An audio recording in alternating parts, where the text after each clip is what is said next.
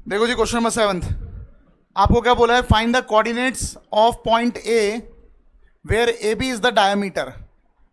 ये एक सर्कल हो गया, बोला है ए बी क्या है? डायमीटर है। मान लो ये ए हो गया और ये बी हो गया। आपको बोला है ए के कोऑर्डिनेट्स निकालो, ए बी डायमीटर है, हु सेंटर इज, और इस सर्कल का जो सेंटर है वो क्या दे रखा है? 2, -3। और आपको बता रखी है एक और चीज, और वो है बी के coordinates. And B is whose centre is 2, -3 and B is 1, 4। आपको बोला है ए के कोऑर्डिनेट्स निकालो। किसके कोऑर्डिनेट्स निकालने हैं? ए के।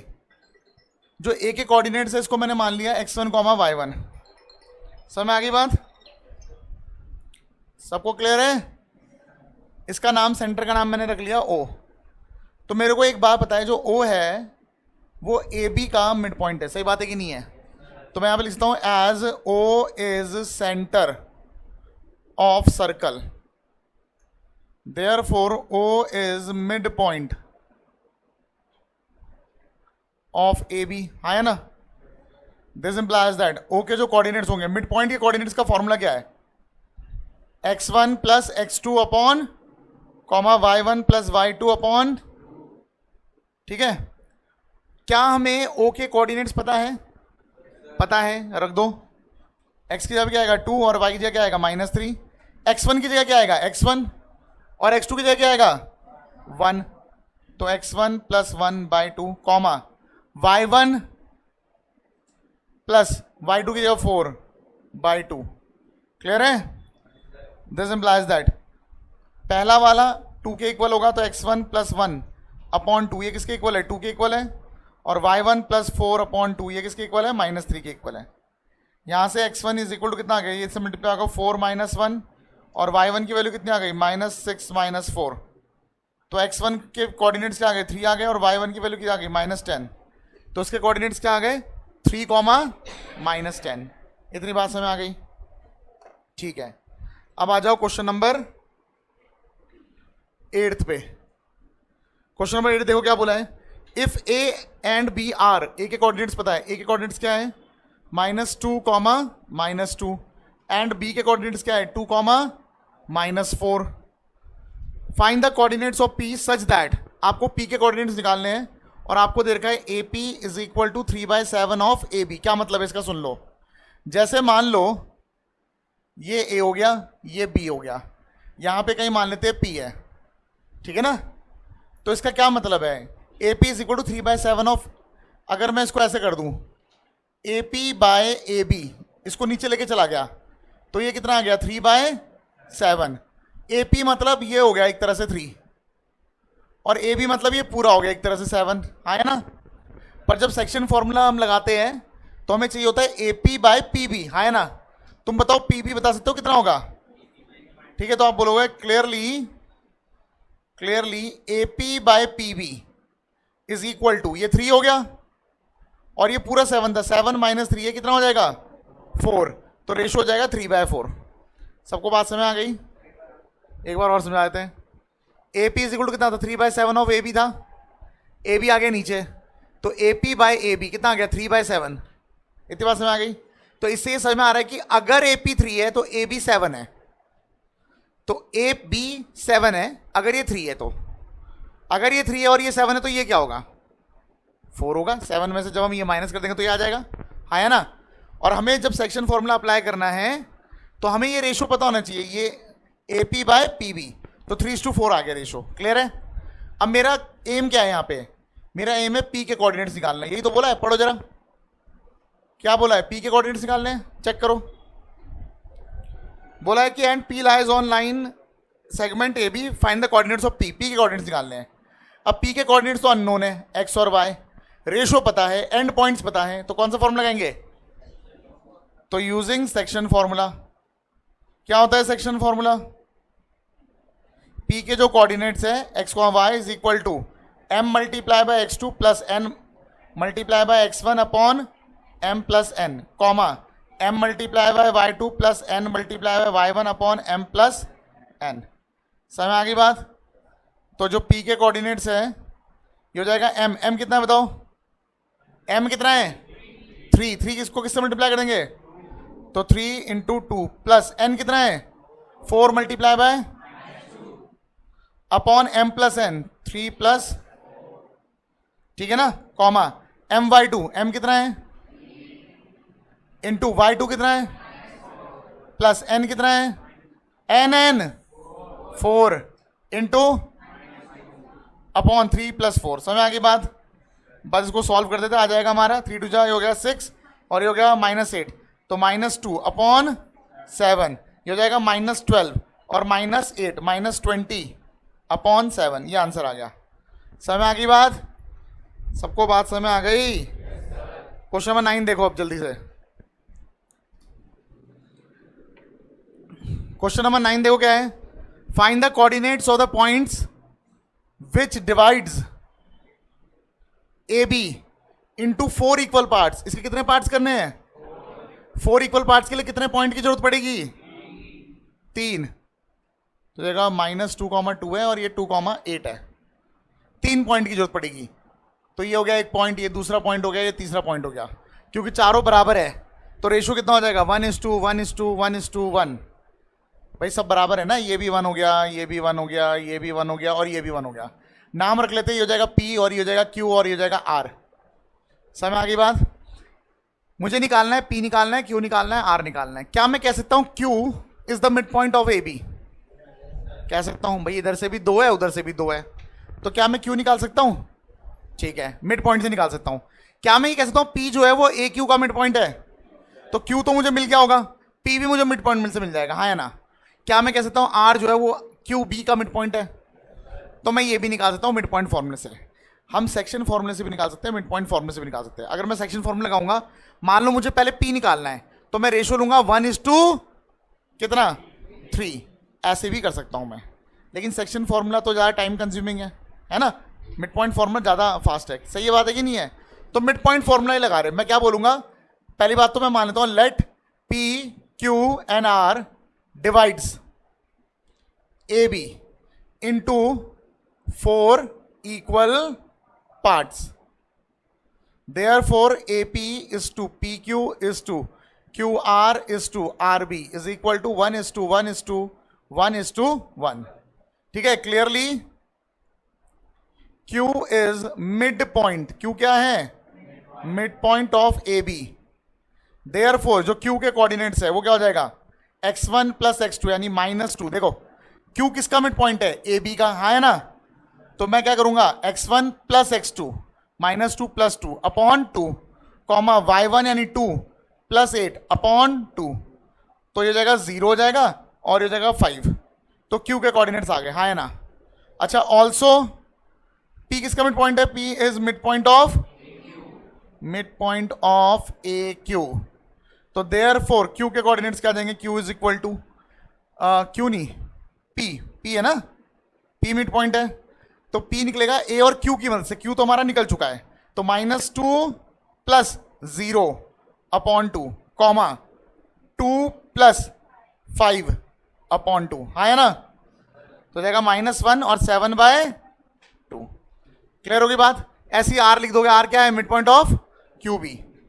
Also R is mid point of QB। Therefore R के कोऑर्डिनेट निकाल देना अपने आप ही। निकाल दोगे ना? Q के पता है, B के पता है, निकाल दोगे? ठीक है, जल्दी से नोट कर लो इतना पहले। देखो भाई, क्वेश्चन नंबर 10 देख लो सबने। Find the area of the rhombus, और आपको रोम्बस के वर्टिसेस दे रखे हैं।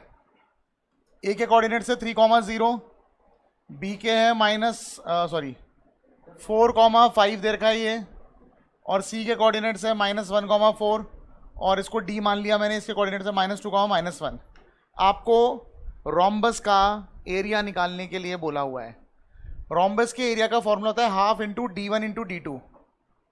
एरिया का फॉर्मूला क्या होता है? Half multiply by D1 multiply by D2। इसका मतलब है लेंथ ऑफ डायगोनल 1, जो कि चलो मान लेते हैं AC है, और इसका मतलब है लेंथ ऑफ डायगोनल 2। अब लेंथ तो मैं निकाल सकता हूँ डिस्टेंस फॉर्मूले से, निकाल सकता हूँ ना? तो क्या हो जाएगा बताओ? Therefore AC is equal to under root क्या होता है फॉर्मूला? x2 - x1। तो देखो मैं इसको x2 मान रहा हूँ, इसको x1 मान रहा हूँ, कोई फर्क नहीं पड़ता। 3 माइनस माइनस प्लस 1 का होल स्क्वायर प्लस 0 माइनस 4 का होल स्क्वायर हो जाएगा अंडर रूट 3 प्लस 1 4, 4 का स्क्वायर 16 प्लस 4 का स्क्वायर 16, तो ये हो जाएगा ट्वाइस ऑफ 16। 32 करने की जरूरत नहीं है, ट्वाइस ऑफ 16 कर दिया मैंने। 16 का रूट होता है 4, 4 रूट 2 आ गया। समझ में आ गई बात? 32 करोगे ज़्यादा मेहनत करनी पड़ेगी। 16 प्लस 16 ट्वाइस ऑफ 16, 16 का रूट तो मुझे पता ही है 4 है, 4 रूट 2 आ गया। समझ में आ गई बात? अब मैंने ए सी निकाल दिया, बी डी निकालो। बी डी क्या होता है? बी डी हो जाएगा अंडर रूट, डिस्टेंस फॉर्मूले से निकालेंगे तो 4 माइनस माइनस प्लस 2 का whole square plus 5 minus minus plus 1, तो 5 प्लस 1 का होल स्क्वायर, ये हो जाएगा 36 प्लस 36, तो ये आ जाएगा ट्वाइस ऑफ 36 है ना। 36 का रूट 6, 6 रूट 2, इतना आ गया भाई। बात समझ आ गई? तो एरिया का फॉर्मूला ऑलरेडी मैंने लिख दिया था, हाफ इंटू डायगोनल 1 की लेंथ कितनी है 4 रूट 2 इंटू 6 रूट 2, रूट 2 2 हो गया, कट गया। 4 6 24 स्क्वायर यूनिट्स, ये आंसर आ गया। समझ में आ गई बात? जल्दी से नोट कर लो, एक टॉपिक लिख लो, एरिया ऑफ ट्राइंगल। हेडिंग लिखो बच्चों, एरिया ऑफ ट्राइंगल। ये कोर्स में नहीं है, ठीक है, पहले हुआ करता था, 1-2 साल पहले ही हटा है, पर लिख लो, सही है topic. Area of triangle. Suppose capital A x1 comma y1, capital B x2 comma y2 and capital C x3 comma y3 are the vertices of triangle ABC, ठीक है। Then area of triangle is given by, ये होता है area का formula. देख लो भैया, सब जने यहां पे ध्यान दो, क्या दिया हुआ है समझ में आ रहा है? ट्राइंगल के तीनों वर्टिसेस के कोऑर्डिनेट्स दे रखे हैं और आपको क्या निकालना है? Area of triangle. तो इसके लिए फॉर्मूला क्या है, कैसे याद रखना है? 1 2 3 मैंने ऐसे लिख लिया। ये कौन सा डायरेक्शन है? एंटी क्लॉकवाइज, घड़ी ऐसे घूमती है एंटी क्लॉकवाइज, उल्टी दिशा में। अब क्या करना है? यहां लिख दिया हाफ, ठीक है। रटने का तरीका बता रहा हूं, X Y minus Y plus x Y minus Y plus x Y minus Y. एक बार गिनती 1 से स्टार्ट करनी है, तो 1 2 3। एक बार गिनती 2 से स्टार्ट करनी है, तो 2 3 1। और एक बार 3 से स्टार्ट करनी है, तो 3 1 2। ये एरिया ऑफ ट्राइंगल का फॉर्मूला है। समझ में आ गई बात? अगर एरिया कभी नेगेटिव आएगा तो आपने नेगेटिव नेगलेक्ट कर देना, क्योंकि एरिया नेगेटिव नहीं हो सकता है, ठीक है। ये एरिया ऑफ ट्राइंगल का फॉर्मूला हो गया। क्लियर हो गई बात? अच्छा, आपको याद है मैंने पॉइंट्स को कोलिनियर प्रूफ करना बताया था डिस्टेंस फॉर्मूले से। क्या तरीका बताया था? ए बी निकालो, बी सी निकालो, ए सी निकालो, जो सबसे बड़ा है अगर वो बाकी दोनों के सम के बराबर आ गया तो पॉइंट्स क्या होंगे? कोलिनियर। एक और तरीका होता है, आप एरिया ऑफ ट्राइंगल को 0 भी रख सकते हो। अगर एरिया ऑफ ट्राइंगल 0 आ गया तो वो अपने आप कोलिनियर हो गए। कैसे भाई? अगर पॉइंट्स कोलिनियर हुए, क्या इनसे ट्राइंगल बन पाएगा? तो इसका मतलब उसका एरिया क्या आएगा? 0 आएगा। समझ में आ गई बात? तो अगर एरिया ऑफ ट्राइंगल सॉल्व करते करते 0 आ गया, इसका मतलब वो पॉइंट्स क्या है? कोलिनियर है। जैसे कि अगर मैं आपको बोलूं, एक क्वेश्चन दे देता हूं मैं ऐसे, मैं कहता हूं find the area of triangle whose vertices are, जिसके वर्टिसेस ऐसा कुछ मान लिया मैंने 1,5, ठीक है, लेट्स से 3,9 कह देता हूं मैं, और एक नेगेटिव में ले लेता हूं -2,3 कह दिया, कुछ भी कह दो, ठीक है। मुझे एक ट्राइंगल का एरिया निकालना है। तो आपको पता है ये x1 y1 हुआ, ये x2 y2 हुआ, ये x3 y3 हो गया। इतना क्लियर है? एरिया का फॉर्मूला बताओ। Area of triangle is equal to half, लिख रखा है मैंने। लिखने का तरीका समझ में आ गया क्या? 1 2 3 लिख लेना, x y minus Y plus x Y minus Y plus x Y minus Y. एक बार गिनती 1 से चालू करनी है, 1 2 3, एक बार 2 से चालू करनी है, 2 3 1, एक बार 3 1 2। समझ में आ गई बात? बस अब वैल्यू पुट करना रह गया। x1 यहां देख के बताओ x1 क्या है? 1 1। ब्रैकेट में y2 माइनस y3, y2 बताओ देख के 9 माइनस y3 बताओ 3, जल्दी जल्दी आंखें चलाओ, प्लस x2, x2 देख के बताओ 3, x2 x2 x2 3, y3 जल्दी से 3, फिर से 3, बिल्कुल सही, माइनस y1 5, बहुत बढ़िया, प्लस x3 माइनस 2, तो प्लस इंटू माइनस माइनस 2 हो जाएगा, y1 minus y2, y1 minus y2 9, हाँ बिल्कुल सही। तो बस अब इसको सॉल्व कर देते हैं, हाफ ये हो जाएगा 6 1 जा 6, ये हो जाएगा माइनस 2 इंटू 3 माइनस 6, सही बात है कि नहीं है, ये हो जाएगा माइनस 4, ये हो जाएगा प्लस 8, 4 2 जा 8 है ना, ये इससे कट गया, आंसर कितना आ गया 4 स्क्वायर यूनिट्स। बताओ जी, बात समझ आ गई, कोई दिक्कत? ठीक है, तो ये आ गया हमारा एरिया ऑफ ट्रायंगल। अब इसके ऊपर एक और क्वेश्चन, एक और तरह का क्वेश्चन बनता है, आप यहां पे लिख लेना, वैसे नॉट फॉर बोर्ड्स, बोर्ड्स के लिए नहीं है, ठीक है ना, लेकिन तब भी आप रिवाइज करते रहना, ऐसा कुछ हार्ड टॉपिक नहीं है, सिंपल सा टॉपिक है। क्वेश्चन इस तरह आ गया, फाइंड, चलो पहले ही एक और कुछ करते हैं, एक और ले लेते हैं, कोई एक और कुछ बना लेते, कुछ बना लेते। हाँ, बुक में है क्या, बुक में है क्या, देखो देखो, एरिया ऑफ ट्रायंगल। वैसे ये वाली बुक थोड़ी पुरानी है, क्या पता इसे मिल जाए, क्या पता मिल जाए तो बढ़िया है। बहुत पुरानी बुक है तुम्हारे पास, वेरी गुड। हाँ मिल गया।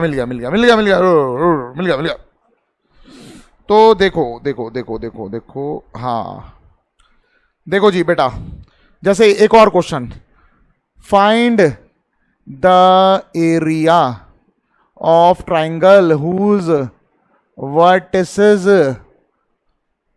आर, जिसके वर्टिसेस क्या है, इसके वर्टिसेस है, ए दे रखा है 2,7, बी दे रखा है 3,-1 एंड सी दे रखा है आपको -5,6। आपको एरिया निकालने का है, ठीक है ना। फॉर्मूला आप लोगों को पता है, सेम फॉर्मूला जो अभी यूज किया था, area is equal to half x1 हो गया 2, ब्रैकेट में क्या होता है y2 माइनस y3, यही तो है ना, y2 माइनस y3, y2 क्या है -1 माइनस y3 यानी 6, फिर क्या है x2 कितना है 3, फिर क्या है y3 माइनस y1, y3 कितना है 6 माइनस y1 कितना है 7, ठीक है, फिर है प्लस x3 कितना है -5 है, तो हो जाएगा -5, ब्रैकेट में y1 माइनस y2, y1 कितना है 7 माइनस y2 यानी माइनस माइनस प्लस 1 हो जाएगा। बताओ बात समझ आ गई। हाफ बस ध्यान से थोड़ा सा करना है, कुछ नहीं है, -7 2 -14 हो जाएगा, ठीक है, और ये हो जाएगा -1 इंटू 3 -3 हो जाएगा, सही बात है कि नहीं है, ये हो जाएगा 7 प्लस 1 8 -40 हो जाएगा, सही बात है कि नहीं है, सही है, चेक कर लो एक बार, चेक कर लो, -7 2 14 -4 इंटू 3 -3, बहुत बढ़िया, 7 प्लस 1 8 8 5 40, सही लग रहा, ठीक है।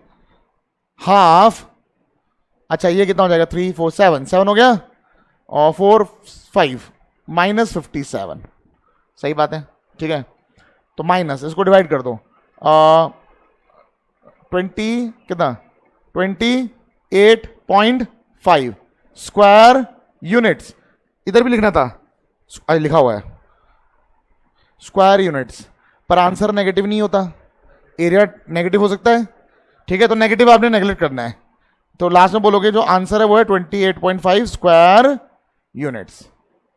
समझ आ गई बात, ठीक है। अब एक क्वेश्चन देखो, फाइंड द वैल्यू ऑफ के निकालना है, क्या निकालना है, के निकालना है, और बता रखा है so that the vertices, so that the area of triangle with vertices 1, -1 -4, 2k और -k, 5 -5 is 24 square units. Question समझ में आ गया होगा मेरे ख्याल से। आपको के निकालना है, इस बार एरिया दे रखा है, क्या निकालना है, के निकालना है, क्या दे रखा है, एरिया, तो एरिया इज इक्वल टू 24, 24 दे रखा है, पर आप 24 मत रखना, प्लस माइनस 24 रखना। क्या रखना? Plus minus 24। काय को मैं बताता हूं। आंसर पॉजिटिव आया था, हमने पॉजिटिव लिया था। आंसर नेगेटिव आया, उसको भी क्या बना दिया। तो हमें क्या पता जो इन्होंने 24 दे रखा है वो पॉजिटिव से आया था या कि नेगेटिव से आया था। हो सकता है पॉजिटिव 24 आया तो 24 दे दिया उन्होंने, हो सकता है नेगेटिव 24 आया तब भी 24 दे देंगे वो। समझ आ गई बात। तो इसका मतलब है जब वो एरिया देंगे तो हमें प्लस माइनस दोनों कंडीशन लेके चलनी है। क्लियर हो गई बात। अब इधर हमें वैल्यू पुट कर देनी है। फॉर्मूला लगाओ, हाफ ब्रैकेट में x1 क्या है 1, फिर क्या है y2 माइनस y3, y2 क्या है 2k, माइनस y3 क्या हो गया प्लस 5 हो जाएगा, माइनस 5 है प्लस 5 हो जाएगा, फिर है प्लस x2 कितना है -4 x2 हो गया, फिर y3 माइनस y1, y3 कितना है -5 और माइनस y1 तो +1 हो जाएगा।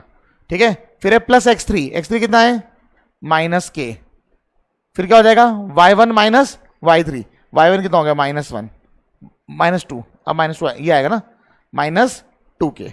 बताओ जी बात समझ आ गई। Plus minus 24। ठीक है, सिंप्लीफाई कर लेते हैं, ये हो जाएगा हाफ, ये बचेगा 2k प्लस 5 ही बचेगा, हाँ है ना। अच्छा ये सॉल्व हो जाएगा -4 हो जाएगा, +16 हो जाएगा। सही बात है कि नहीं है। अच्छा ये कितना हो जाएगा, ये अंदर मल्टीप्लाई होगा तो +k और ये इससे मल्टीप्लाई होगा तो +2k² इज इक्वल टू ±24। ठीक है, थोड़ी जगह मैं यहां पे यूज कर लेता हूं, देख लो यहां पे कितना बच गया। हाफ को मैं दूसरी तरफ भेज सकता हूं, 2 को यहां भेज दूंगा, 48 हो जाएगा, +-48, हाँ है ना। अच्छा यहां क्या बच गया देखो, पहले 2k², सबसे पहले 2k² लिख लेता हूं, 2k²। सही बात है कि नहीं है। अच्छा फिर k वाला टर्म, k + 2k 3k, सही बात है। और फिर है 21 और इज इक्वल टू +-48। अब दो इक्वेशन बन गई, 2k² + 3k + 21 is equal to 48 और 2k² + 3k + 21 is equal to -48। 48 को इधर ले जा लो तो 2k² + 3k, 48 इधर जाएगा तो 8 में से 1 गया 7, 4 में से 2 गया, सही बात है, 27 बचेगा माइनस का, इज इक्वल टू 0। इसको इधर ले जा लो तो 2k² + 3k और ये जाएगा 9 और ये जाएगा 69 + 69 इज इक्वल टू 0। तो दो क्वाड्रेटिक इक्वेशन बन गई, सॉल्व कर देना है बस। समझ आ गई बात। तो k की कितनी वैल्यू आ जाएगी, k की वैल्यू आ जाएगी 4 आ जाएगी, 4। ठीक है, 4 किस लिए, इस क्वाड्रेटिक से 2 आएगी, इस क्वाड्रेटिक से 2 आएगी। अगर आपको लगता है कोई क्वाड्रेटिक सॉल्व नहीं हो रहा, फॉर एग्जांपल d निकाल लो, d से आपको पता चलेगा ना d नेगेटिव आ गया तो क्वाड्रेटिक सॉल्व नहीं होगा, पता है ना। ठीक है ना, जल्दी से नोट कर लो, एक और टॉपिक करा रहा हूं मैं, वो कोर्स में उसको मान सकते हैं। चलो जी देखो, एक क्वेश्चन और है, जैसे कि आपको निकालना है एरिया ऑफ, अगर बोल दिया जाए कि you have to find the area of quadrilateral, किसका एरिया निकालना है, क्वाड्रिलेटरल का एरिया निकालना है। तो देखो कैसे निकालेंगे।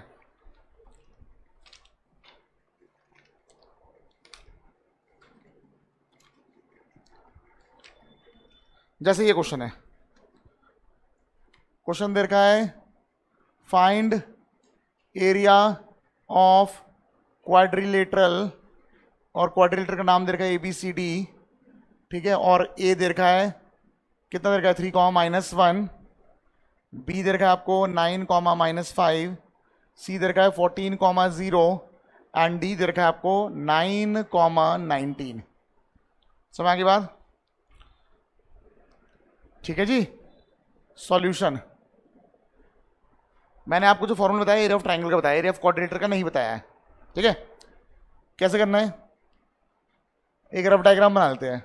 ये हो गया A, ये हो गया B, ये हो गया C मान लेते हैं, और ये मान लेते हैं D हो गया।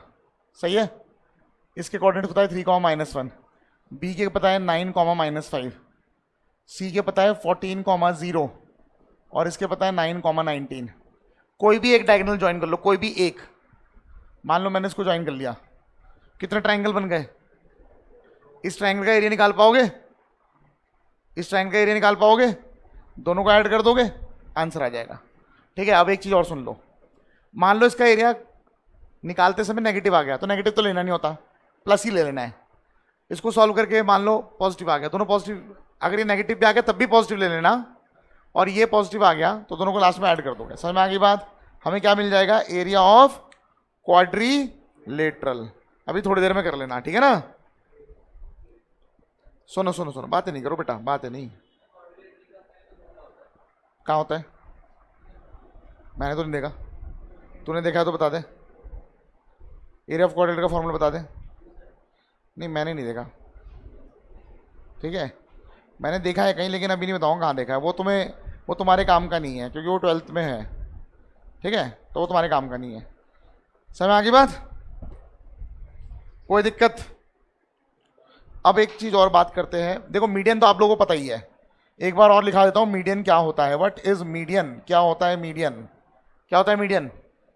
अ line segment from vertex of triangle to the mid point of opposite side. समझ आ गई बात? जैसे कि मान लो ये ट्राइंगल है, सबसे ध्यान से देखो, मान लो ये ट्राइंगल है ए बी सी। वर्टेक्स अगर ए से निकलेगा तो कहां जाएगा? बी सी के मिड पॉइंट पे। ये हो गया एक मिड, ये हो गया आपका एक मीडियन। समझ आ गई बात? ये एक मीडियन हो गया, नाम कुछ भी रख लो, मैंने एम रख लिया। अच्छा, बी से निकलेगा मीडियन तो कहां जाएगा? ए सी के मिड पॉइंट पे। सही है? दोनों मीडियन जहां इंटरसेक्ट करते हैं इसे बोलते हैं सेंट्रॉइड। क्या बोलते हैं? सेंट्रॉइड। तीसरा मीडियन भी ड्रॉ करोगे तो वो यहीं से जाएगा। तीसरा मीडियन सी से निकालोगे तो ए बी के मिड पॉइंट पे जाके मिलेगा। तीनों मीडियन एम एन ओ मान लेते हैं, तीनों मीडियन एक ही पॉइंट से जाएंगे, जिसे बोलते हैं सेंट्रॉइड। समझ आ गई बात? तो मैं यहां पे एक चीज और लिख रहा हूं। सेंट्रॉइड क्या होता है?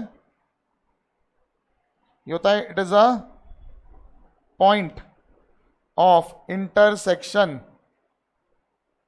Of all three medians. तीनों मीडियंस यहीं पर मिलते हैं, हाँ या ना? सही बात है कि नहीं है? क्या मैं ये कह सकता हूं, ठीक है, आंसर ट्रू और फॉल्स? आंसर ट्रू और फॉल्स, ट्रू या फॉल्स बताना है, ठीक है? All medians are concurrent.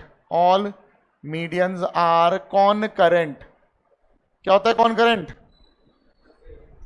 जितनी भी लाइन है सब एक ही पॉइंट से अगर जा रही है तो कॉन्करेंट होता है। जितनी भी लाइन है अगर वो एक ही पॉइंट से निकल रही है तो वो क्या होता है? कॉन्करेंट।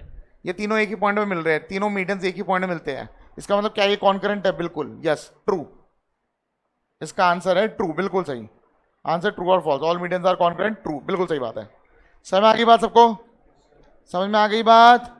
ठीक है। अब सेंट्रॉइड के बारे में मैंने बता तो दिया है।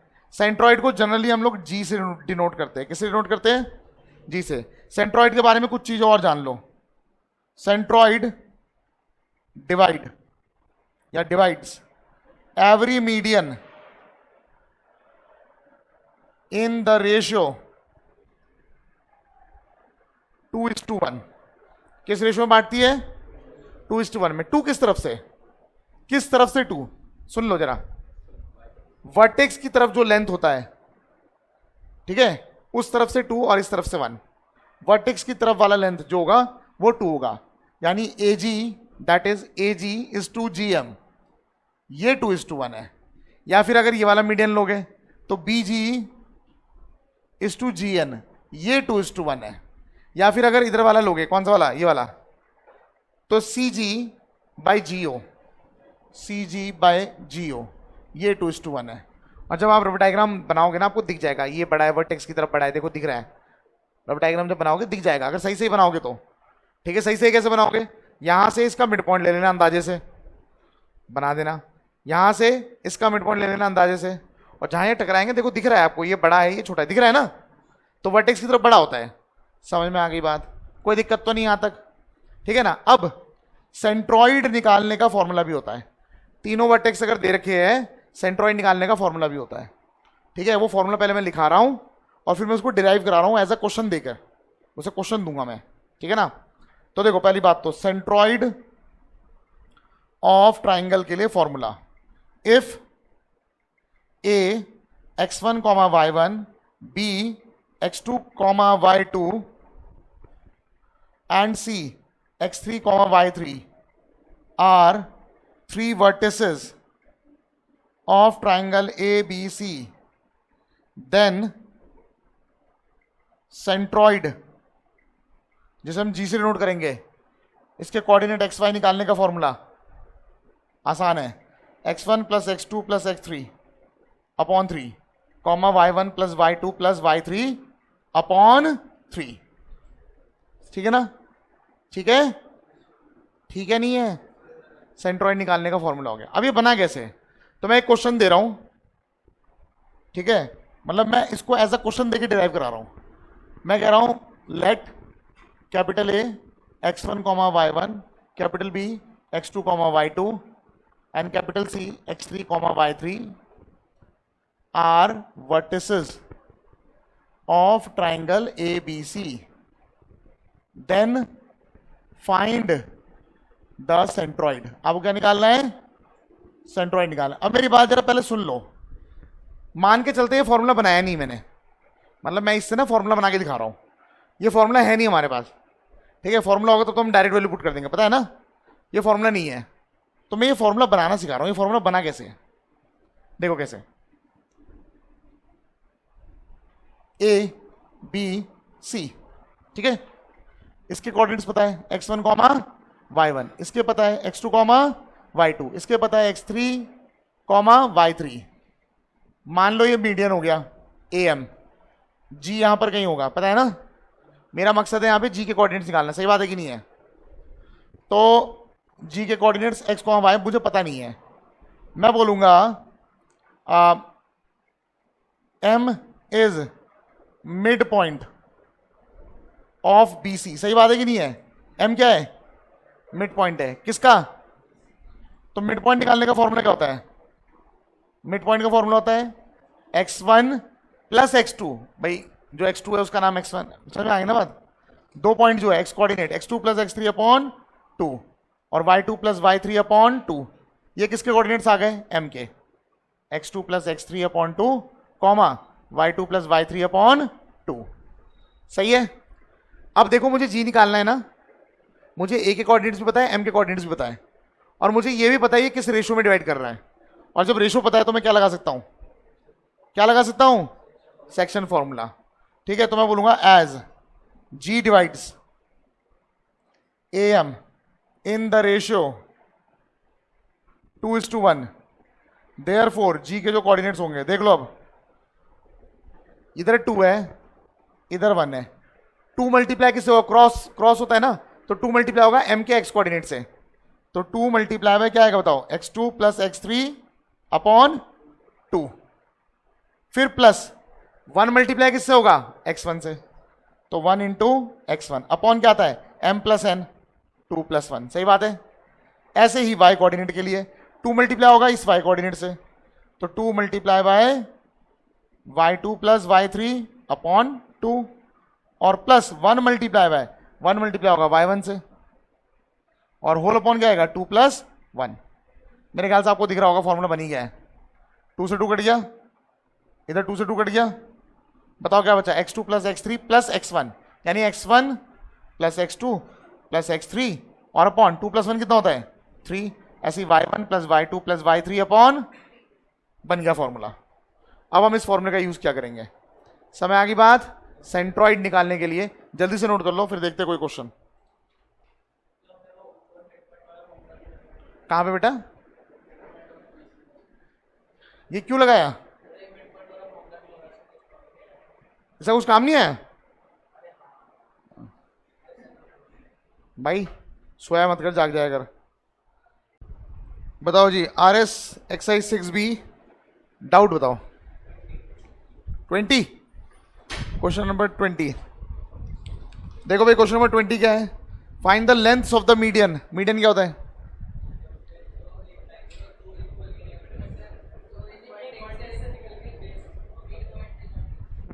बोलो बोलो बोलो।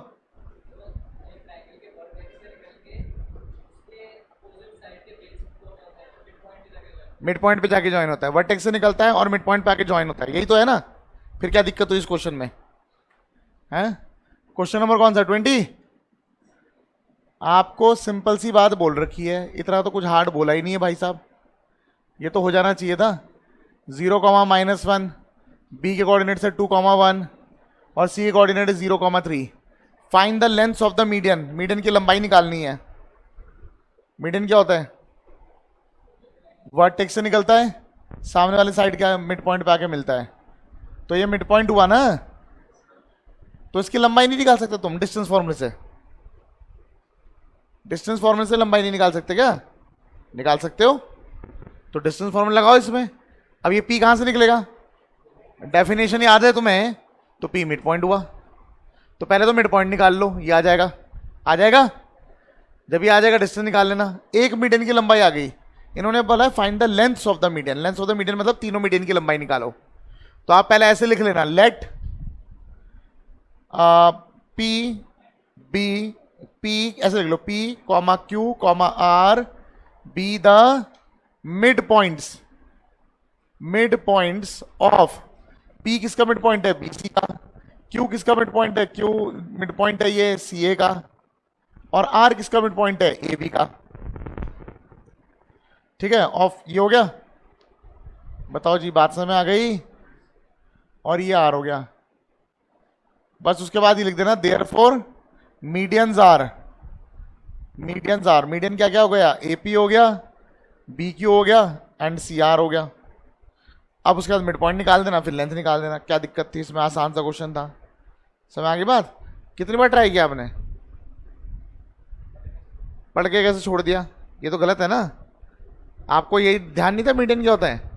आप एरिया वाली डेफिनेशन बता रहे हो। असली डेफिनेशन क्या है? एरिया वाली डेफिनेशन थोड़ा है, वो तो प्रॉपर्टी है। वो तो मीडियन की प्रॉपर्टी है कि वो ट्राइंगल को दो ट्राइंगल ऑफ इक्वल एरियाज में बांटता है, वो तो प्रॉपर्टी है, वो डेफिनेशन थोड़ा है। डेफिनेशन ऐसा होता है जिससे वो बन गया। कैसे बना? एरिया, अगर मैं बोलूं कि एक लाइन ऐसी बनाओ जो एरिया बराबर बांट देगा, बना दोगे? नहीं बना पाओगे। लेकिन अगर बोलूं वर्टेक्स से निकल रहा है, सामने वाले साइड के मिड पॉइंट पे जाके मिल रहा है, ये तो बना दोगे। फिर जो डेफिनेशन है वो मेन ध्यान रखो ना। और बताओ 30, क्वेश्चन नंबर 30। देखो भाई, पहले तो रफ डायग्राम बना लेते हैं, ये खुद कर लेना। 20, question number 30, the base Q R of equilateral triangle P Q R. एक रफ डायग्राम बना लिया पहले मैंने। इन्होंने बोला है base Q R of triangle of equilateral triangle P Q R lies on x axis. ये जो क्यू आर है बेस, ये किस पे लाई कर रहा है? एक्स एक्सिस पे। आगे क्या बोलते थे? Coordinates of Q, coordinates of Q, Q के कोऑर्डिनेट्स दे रखे -4,0 and origin is the mid point of the base. Origin क्या है इसका? मिड पॉइंट है। अब अगर ये मिड पॉइंट है ओरिजिन, तो ये मतलब पता है ये पी से ही जाएगा, ये गारंटी है। समझ आ गई बात? इन्होंने अब क्या बोला हुआ है? Origin is the mid point of base. Origin इसका मिड पॉइंट हो गया, ये ओरिजिन हो गया, ये क्यू है और क्यू के कोऑर्डिनेट्स पता है, इसके कोऑर्डिनेट्स है -4,0। Find the coordinates of P and R. P और आर के कोऑर्डिनेट्स निकालने हैं। पी के कोऑर्डिनेट्स निकालने हैं और किसके निकालने हैं? आर के निकालने हैं। आर तो मेरे ख्याल से मिल ही गया, ज़्यादा कुछ करने की जरूरत नहीं है। यहाँ से लेके यहाँ तक -4 है, तो यहाँ से लेके यहाँ तक 4 हुआ। समझ आ गई बात? तो मैं क्या बोलूँगा? क्लियरली, हाँ जी बताओ क्या हो जाएगा? Clearly coordinates of R, coordinates of R, origin से यहाँ तक की दूरी -4 मतलब 4 यूनिट्स है, तो यहाँ से यहाँ तक भी 4 यूनिट्स होगा। और क्योंकि एक्स एक्सिस के ऊपर वाई कोऑर्डिनेट 0 हो जाएगा, विल बी क्या 4,0। इतनी बात समझ आ गई? इतनी बात समझ आ गई? अच्छा, and P lie on y axis, ये भी क्लियर है। पी कहाँ पे लाई कर रहा है? वाई एक्सिस पे। तो पी का एक्स कोऑर्डिनेट तो क्या हो जाएगा? 0 हो जाएगा। बताओ बात समझ आ गई? पी क्योंकि वाई एक्सिस पे लाई कर रहा है, तो एक्स कोऑर्डिनेट तो हो गया 0। अब अगर मुझे ये हाइट मिल जाए तो मुझे वाई कोऑर्डिनेट मिल जाएगा। हाइट ऑफ इक्विलेटरल ट्राइंगल का फॉर्मूला है हमारे पास, ठीक है? क्या है? We know that height of equilateral triangle, height of equilateral triangle, equilateral triangle का हाइट क्या होता है? √3/2 इंटू साइड। पता है आप लोगों को?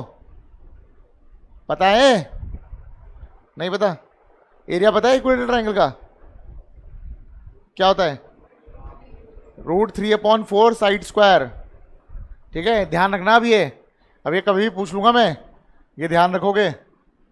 हाइट ऑफ इक्विलेटरल ट्रायंगल का फॉर्मूला होता है √3/2 इंटू साइड। तो √3/2 into side, side of equilateral triangle, यहां से लेकर यहां तक पूरी लेंथ जो है वो साइड है। पूरी लेंथ कितनी है? 8 भाई। यहां से लेकर यहां तक 4, यहां से लेकर यहां तक 4, टोटल कितना हो गया? हुआ नहीं हुआ? तो जाएगा इंटू 8, ये कट जाएगा 4√3। तो हाइट ऑफ इक्विलेटरल ट्रायंगल कितनी आ गई? 4√3। तो इसके कोऑर्डिनेट्स क्या आ जाएगा? 0, 4√3। Therefore coordinates of P 0, 4√3। लो जी, आ गया। समझ आ गई बात? R पहले निकाल लिया था, ये अब निकाल लिया। हाँ बिल्कुल सही, 2 आंसर आएंगे। मैंने थोड़ी सी गड़बड़ कर दी है। क्या गड़बड़ कर दी भैया? ऊपर होगा, नीचे भी तो हो सकता है। बिल्कुल सही बोल रहे हो। ठीक है, कोऑर्डिनेट्स ऑफ P या फिर P डैश बोल लो, 0, -4√3। क्योंकि इक्विलेटरल ट्रायंगल जरूरी थोड़ा ना ये ऊपर की तरफ हो। उन्होंने बस इतना कह रखा है कि जो ये क्या बोलते हैं, साइड का जो मिड पॉइंट है वो ओरिजिन है। तो नीचे भी बन सकता है, बिल्कुल सही है। तो हो सकता है ट्रायंगल ऊपर बने, हो सकता है नीचे बने। समझ आ गई बात? बिल्कुल सही है। क्लियर है? और बताओ। दोनों निकालने पड़ेंगे, बिल्कुल। नहीं, दोनों क्या निकालने, एक निकाल दिया, देयरफॉर करके लिख देंगे। P के कोऑर्डिनेट्स ऊपर भी हो सकते हैं, नीचे भी हो सकते हैं। ठीक है, और बताओ, और बताओ। 37, ये क्वेश्चन बहुत इंपॉर्टेंट है। इसका शॉर्टकट भी बताऊंगा मैं आप लोगों को, और जो इसका जो पूरा प्रोसेस है वो ही बताऊंगा। पूरा प्रोसेस जो है वो तो लेंदी है, वो ही बताना पड़ेगा। एग्जाम में भी आता है ये, ठीक है ना, क्योंकि ये एरिया से रिलेटेड तो नहीं है ना, तो आ जाता है। बेटा देख लो ये क्वेश्चन, आपको क्या बोला है? The mid points of side BC, CA and AB of triangle ABC। एक ट्राइंगल दे रखा है ABC, और इन्होंने स्टेटमेंट क्या दिया है, सुनो। The mid points of sides BC, CA and AB। तो पहले BC की बात की है, इसके मिड पॉइंट की बात की है, फिर CA के मिड पॉइंट की बात की है, और फिर AB के मिड पॉइंट की बात की है। और इनके कोऑर्डिनेट्स दे रखे हैं। क्या क्या दे रखे हैं? इसका नाम दे रखा है D, इसका नाम दे रखा है E, इसका नाम दे रखा है F।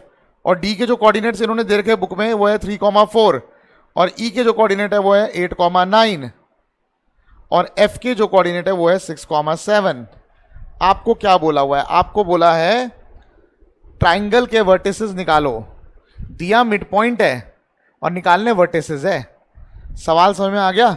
एक शॉर्टकट भी बताऊंगा, पर लास्ट में बताऊंगा। पहले जो पूरा प्रोसेस है जो एग्जाम में करना पड़ेगा वो पहले बता देता हूं, फिर शॉर्टकट भी बता दूंगा। ठीक है ना, सुन लो ध्यान से। ए के कोऑर्डिनेट्स नहीं पता है, x1, y1। बी के भी नहीं पता है, x2, y2। और सी के भी नहीं पता है, तो x3, y3। यहां लिख लेता हूं, let A x1, y1, B x2, y2 and C x3, y3 be the vertices of triangle ABC। इतनी बात समझ आ गई? अब मुझे बताओ ये D क्या है? मिड पॉइंट है ना BC का? D क्या है? मिड पॉइंट है। तो मैं क्या बोल सकता हूं, since D is mid point, क्योंकि D मिड पॉइंट है, तो देयरफॉर जो D के कोऑर्डिनेट्स है जो कि 3,4 है, ये किसके बराबर होगा? ये होगा x2 प्लस x3 अपॉन 2 के इक्वल x कोऑर्डिनेट होगा, हाँ है ना। और y2 प्लस y3 अपॉन 2, ये बराबर होगा x कोऑर्डिनेट के, हाँ है ना। तो यहां से एक इक्वेशन बन जाएगी। क्या इक्वेशन बनेगी? x2 plus x3 upon 2 is equal to 3 होगा। तो अपॉन 2 इससे मल्टीप्लाई हो जाएगा, कितना आएगा? 6। Equation number 1। ऐसी y कोऑर्डिनेट को बराबर रखोगे तो बचेगा y2 plus y3 is equal to 2 4 जा 8। Equation number 2। बताओ बात समझ आ गई? इसी तरह मैं डायरेक्ट लिख रहा हूं, E is mid point of, जिसका भी मिड पॉइंट है, E किसका मिड पॉइंट है? इसका मिड पॉइंट है। मैं डायरेक्ट यूज कर रहा हूं। अब बताओ क्या आएगा? x1 plus x3 divide by 2 is equal to 8, है ना। तो आएगा x1 plus x3 divide by 2 is equal to 8। तो 2 क्रॉस मल्टीप्लाई हो जाएगा 16। बताओ जी बात समझ आ गई? ऐसे ही y1 plus y3 upon 2 is equal to 9, तो y1 plus y3 is equal to 18, equation number 4। बताओ जी, क्लियर हो गई बात सबको? पक्का? अच्छा, एंड इन्हें घर जाके दोबारा कर लेना आज, ठीक है, वरना भूल जाओगे। f क्या है? f is mid point, therefore क्योंकि f भी मिड पॉइंट है, f भी मिड पॉइंट है, तो इन दोनों को प्लस करके डिवाइड बाय 2 ये आ जाएगा। तो ये आएगा x1 plus x2 divide by 2 is equal to 6, तो 2 क्रॉस मल्टीप्लाई हो जाएगा तो कितना आएगा? 12। हाँ है ना? ऐसे ही y1 plus y2 divide by 2 is equal to 7, तो y1 plus y2 is equal to आ जाएगा 14। बताओ जी, यहां तक बात समझ आ गई सबको? यहां तक बात समझ आ गई? अब हम क्या कर सकते हैं, जरा बहुत ध्यान से सुनना, बहुत ध्यान से सुनना, आसान है। हम एक बार करेंगे ऐड 1, 3 एंड 5, एंड ऐसे ही ऐड 2, 4 एंड 6। मतलब x वाले टर्म में सारे ऐड कर रहा हूं, y वाले एक साथ ऐड कर रहा हूं। जरा देखो, x वाली इक्वेशंस को मैं आपस में ऐड कर रहा हूं। जब मैं इन तीनों को ऐड करूंगा, सबके तीनों के LHS ऐड करूंगा, x2 कितनी बार आ रहा है, x1 कितनी बार आ रहा है, x3 कितनी बार आ रहा है, सब चीज 2-2 बार आ रही है, तो 2 बाहर आ जाएगा, बचेगा x1 plus x2 plus x3। बताओ जी, बात समझ आ गई? इज इक्वल टू LHS सबके ऐड कर दिया, RHS ऐड करो, ठीक है। 6, 22, 34 कितना हो रहा है, इसको ऐड करो, कितना हो रहा? 34। क्लियर हो गई बात? यहां से एक इक्वेशन बन के आ गई, x1 plus x2 plus x3 is equal to 17, equation number 7। समझ आ गई बात? अब मैं 2, 4, 6 को ऐड कर रहा हूं, ये रहा 2, ये रहा 4, ये रहा 6, इनको ऐड करो। y2 कितनी बार आ रहा, y3 कितनी बार आ रहा, y1 कितनी बार आ रहा, तो यहां पर भी ऐसे ही आ जाएगा, twice y1 plus y2 plus y3 is equal to 8 और 18 26, 26 और 14 40, ये आ गया 40। तो यहां से क्या आ गया, y1 plus y2 plus y3 is equal to 20, equation number 8। समझ आ गई बात? अब जरा बहुत ध्यान से देखो, हो गया हमारा। अगर मैं फर्स्ट वाले को पुट करूं 7th वाले पे, किसकी वैल्यू पता है मुझे, x2 प्लस x3 की। x2 प्लस x3 की जगह 6 रख दूंगा, x2 प्लस x3 कितनी रख दूंगा, 6। क्या मिल जाएगा, x1 मिल जाएगा, हाँ है ना? उसके बाद एक बार x1 प्लस x3 की जगह 16 रख दो, x1 प्लस x3 की जगह 16 रख दोगे, x2 मिल जाएगा, सही है। उसके बाद एक बार x1 प्लस x2 की वैल्यू रख दोगे, x1 प्लस x2 की जगह 12 रख दोगे, क्या मिल जाएगा, x3। तीनों मिल गए, x1 x2 x3 मिल गए। ऐसी y वाले की में रख दोगे, y1 y2 y3 मिल जाएगा, मिल गए कोऑर्डिनेट्स, हाँ है ना? हाँ है ना? तो करते हैं, पूरा तो मैं नहीं करूंगा, खुद करना तुम लोग। पुट, एक बार पुट करोगे 1 in 7, 1 को रख दो 7 में, तो 1 में पता है x2 प्लस x3 की जगह 6 है, इसकी जगह पे 6 रख देंगे, तो x1 plus 6 is equal to 17, तो x1 इज इक्वल टू कितना आ गया, 11। एक बार क्या करेंगे, पुट 1 पुट 2 in 7, 2 नहीं, पुट 3 in 7। थर्ड इक्वेशन क्या, x1 प्लस x3 की जगह कितना आएगा, 16, x1 प्लस x3 की जगह 16 आ गया, तो 16 plus x2 is equal to 17। यहां से x2 की वैल्यू कितनी मिल गई, 1, x2 मिल गया, यहां से x1 मिल गया।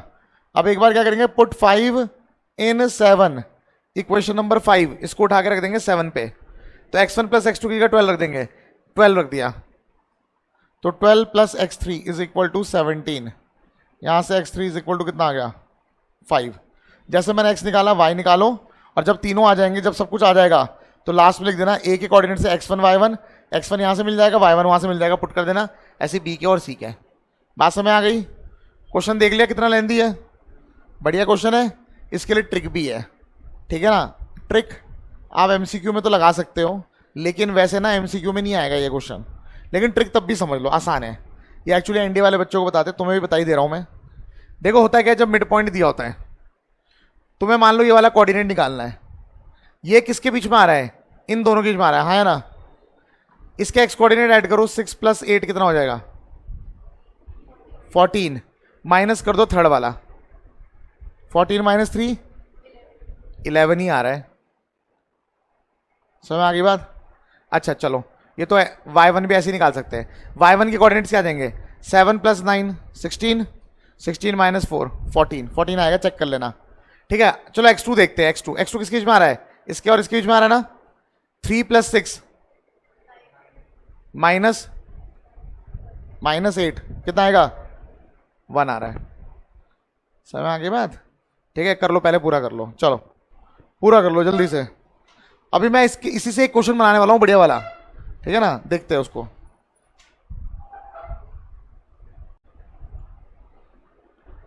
सबको रिलेशन समझ में आ गया? ये एक बार और देख लो। आपको क्या दिया होगा? ये ट्राइंगल एबीसी के वर्टिसेस नहीं दे रखे होंगे, नॉट गिवन। क्या गिवन होंगे? मिड पॉइंट्स के कोऑर्डिनेट्स दे रखे होंगे। पहला केस, अगर आपको ए निकालना है, बी निकालना है, सी निकालना है, तो ए कैसे निकालेंगे? ए किसके बीच में आ रहा है? एफ और ई के बीच में आ रहा है, ठीक है ना।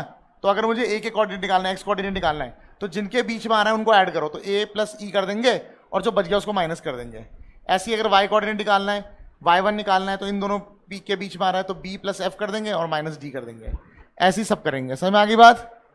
तीनों कोऑर्डिनेट्स मिल गए। फिर मैंने एक चीज़ और बताई। मैंने क्या बताया कि जो ट्राइंगल बीच में बन रहा है और जो मेन ट्राइंगल है, मेन ट्राइंगल जो है इस वाले ट्राइंगल का 4 टाइम्स है एरिया का। इसका जो भी एरिया होगा बाहर वाले का 4 टाइम्स होगा। और तीसरी चीज़ मैंने बताई आप लोगों को कि अगर आपको ABC का सेंट्रॉइड निकालना है और आपको ये मिड पॉइंट्स दे रखे हैं, तो एक तरीका है वर्टेक्स निकाल लो, फिर सेंट्रॉइड निकाल लो ABC का। और एक और तरीका बताया कि जो ABC का सेंट्रॉइड होगा और जो मिड पॉइंट से ट्राइंगल बन रहा है, दोनों का सेंट्रॉइड क्या होगा? सेम होगा। तो हम ये वाला तरीका भी यूज कर सकते हैं। वर्टेक्स निकालने की जरूरत नहीं है कॉर्नर वाले, डायरेक्ट इनके वर्टेक्स से भी हम लोग क्या निकाल सकते हैं? सेंट्रॉइड निकाल सकते हैं। समझ में आ गई बात? जल्दी से